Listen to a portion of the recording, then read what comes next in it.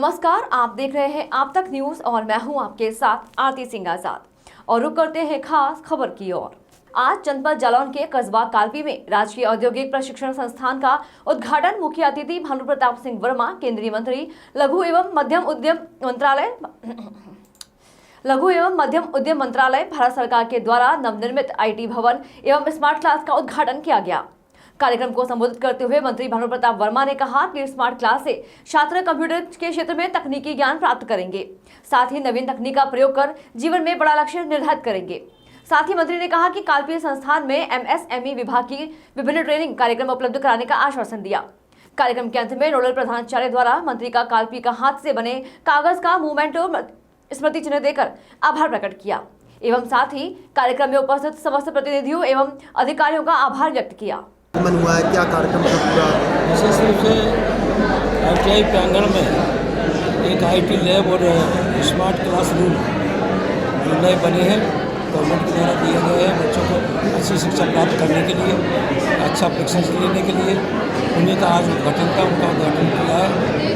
निश्चित है यहाँ के प्रधानाचार्य एसडीएम साहब और सबको मैं बधाई देना चाहता हूँ कि उन्होंने एक अच्छे से कार्यक्रम आज यहाँ उद्घाटन कराया है और बच्चे उसमें शिक्षा लेके अपने जीवन को सफल बनाने का काम करेंगे। अभी मैं बच्चों से बात कर रहा था तो बच्चों ने एक समस्या बताई है कि यहाँ ITI आने के लिए सड़क बहुत खराब है। ITI बन गई है तो सड़क भी बनेगी, चिंता ना करें, बहुत जल्दी सड़क बनेगी इसकी। और संज्ञान में आया धीरे धीरे कोई ऐसा काम नहीं है कि जो ना हो सके, सभी काम पूरे होंगे। आपने सड़क की बात की, शीघ्र पूरी होगी। एक से हटकर अगर बात की जाए, इस समय लफ्जियात का मुद्दा चरम पर है, उसके लिए सरकार को क्या आपको नहीं लगता कि धर्मांतरण वगैरह के लिए कोई ठोस कानून बनाने की आवश्यकता है? लफ्जियात का मुद्दा इस समय चरम पर है, आपको नहीं लगता इसके लिए सरकार को धर्मांतरण वगैरह पर कोई ठोस कानून बनाने की आवश्यकता है? बिल्कुल, केंद्र सरकार और प्रदेश सरकार बिल्कुल सजग है और सारी चीज़ों पर नज़र रखे हुए। जहाँ जो भी गलत काम किए जा रहे हैं उनके खिलाफ कानूनी कार्रवाई की जा रही है, लोगों को जेल भेजा जा रहा है और जो भी गलत करेगा उसे जेल भेजा जाएगा। एक सूचना थी कि कालपी में बच्चों के लिए ITI लैब और स्मार्टफोन बनकर तैयार हो गया है। उसके लिए उन्होंने समय मांगा और मुझे आना ही था आज। तो मुझे लगा क्यों ना बच्चों के बीच पहुंचकर जो नवनिर्मित हमारा IT लैब बना है, स्मार्ट रूम बने हैं, उनका उद्घाटन करूं और इसी बहाने कालपी के जो बुद्धिजीवी हैं, कालपी के पत्रकार बंधु हैं, उनके साथ और ITI में पढ़ने वाले बच्चों के साथ उनसे मुलाकात भी हो सकेगी। उसी के तहत आज मैं इसे कालपी में उपस्थित हुआ हूँ। विशेष रूप से हम लोगों ने जो नवनिर्मित बिल्डिंग देखी है, बिल्डिंग अच्छी बनी है, हमारे कंप्यूटर का जो सामान है लैपटॉप वो भी अच्छे हैं, स्मार्ट रूम भी अच्छे बने हुए हैं। निश्चित में बच्चों को इसी के माध्यम से उन्हें शुभकामना देना चाहता हूं कि आपको जो नई लैब, नए स्मार्ट रूम में जब शिक्षा ग्रहण करेंगे तो निश्चित ही आपको नया अनुभव होगा, नई अनुभूति होगी। क्योंकि हम लोगों ने भी क्लासों में शिक्षा ग्रहण की है, हम लोग खुद की अपनी पहले तो सिलेट भी नहीं चलती थी, पट्टी चलती थी, क्यों बोले जी, पट्टी चलती थी। और साथ में शायद आप लोग कभी कभार किसी को कहते हैं ना, कोई अगर ज्यादा विपुल लड़का होता है तो उसे क्या कहते हैं, एक उनके साथ फोन करा भी सकता था, एक तरफ काली स्याही, एक तरफ व्हाइट, वो लेके क्लास में जाते थे, उसी पट्टी को साफ करते थे, उसी पे हेडलाइटें अच्छी करते थे, बार बार लिखते थे, बार बार बोलते थे, सारी चीजें करते थे। उन्हीं सारी चीजों से सीखकर हम लोग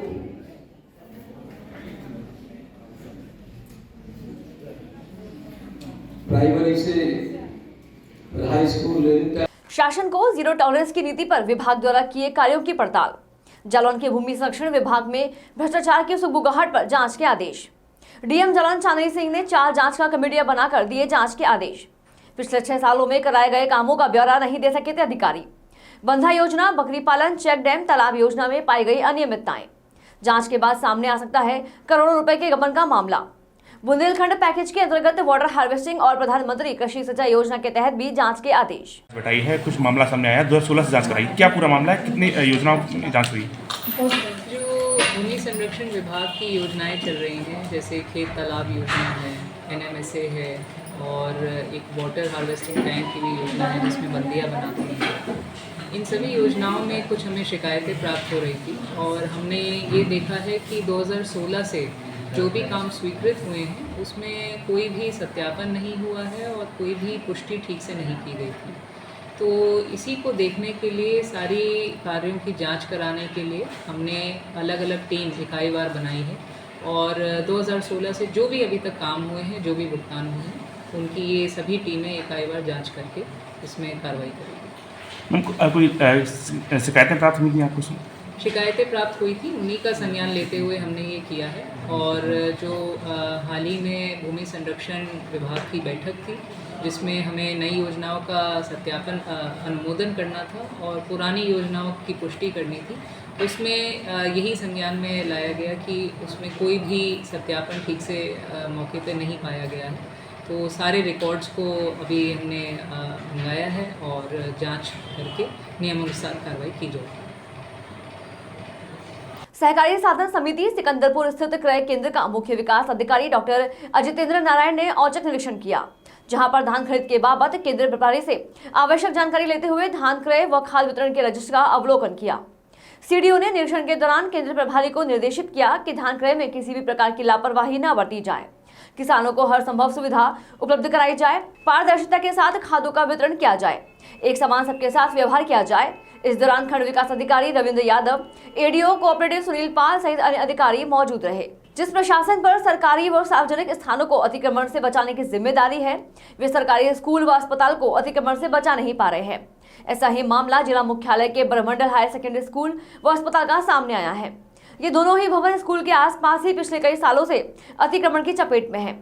स्कूल व अस्पताल प्रबंधन शुरुआत से लेकर अभी तक लगातार समय समय पर विभाग के अधिकारियों से लेकर राजस्व व प्रशासनिक आला अधिकारियों से कर चुके हैं, लेकिन अभी तक उचित कार्यवाही नहीं की जा सकी है, जिसका खामियाजा स्कूली बच्चों के साथ साथ स्टाफ को परेशानी के रूप में भुगतना पड़ रहा है। वहीं लाबरिया दसाई मेन रोड पर भी अवैध अतिक्रमण कर सड़क किनारे ही दुकानें लगा रखी हैं, जिसके चलते स्कूली बच्चों व राहगीरों को निकलने में बड़ी परेशानी हो रही है। प्रशासन को कितनी ही बार खबरों के माध्यम से चेताया जा रहा है, फिर भी ना ही स्वास्थ्य विभाग इस ओर ध्यान दे रहा है, ना ही राजस्व विभाग। वहीं विगत दिनों मौजा पटवारी राजेंद्र कुमार सोनी के द्वारा सड़क पर किए अतिक्रमणकारियों को नोटिस भी दिए गए थे, लेकिन इन लोगों पर नोटिस का भी कोई असर आज तक नहीं हुआ। इससे तो ऐसा प्रतीत होता है कि इन लोगों में प्रशासन का कोई डर ही नहीं है, तभी तो इन्होंने नोटिस को भी नजरअंदाज कर दिया है। घोड़ासहन प्रखंड क्षेत्र के भारत नेपाल सीमा पर तैनात 20वीं बटालियन भंगहा एसएसबी के जवानों ने 588 बोतल नेपाली शराब के साथ 2 तस्कर को किया गिरफ्तार। कैंप पर प्रभारी इंस्पेक्टर राजेश कुमार ने बताया कि नेपाल से भारी मात्रा में तस्करी कर भारतीय क्षेत्र में प्रवेश करने की गुप्त सूचना पर सीमा पर गश्त बढ़ा दी गई है। सीमावर्ती क्षेत्र के लक्ष्मीपुर चौक के निकट से शराब तस्कर भारतीय क्षेत्र में प्रवेश कर रहा था, तो जवानों ने बाइक रोककर जांच की तो नेपाली शराब के कस्तूरी 480 बोतल, केनवियर 54 बोतल, ब्लैक ओक 10 बोतल, गोल्डन ओक 44 बोतल पाया गया। बरामद शराब और 3 बाइक के साथ दोनों तस्कर को गिरफ्तार कर लिया गया है। हालांकि इस दौरान अंधेरे का लाभ उठाकर कुछ तस्कर बाइक छोड़कर भागने में सफल रहे। गिरफ्तार दोनों तस्कर की पहचान चिरैया थाना क्षेत्र अंतर्गत दीपही गांव निवासी अनिल कुमार और सुकेश कुमार के रूप में की गई है। कागजी प्रक्रिया के बाद गिरफ्तार तस्कर और जब्त सामान को घोड़ासहन थाने को सौंप दिया गया है। फिलहाल इतना ही। खबरों का सिलसिला लगातार जारी है। बने रहें आप तक न्यूज के साथ। नमस्कार।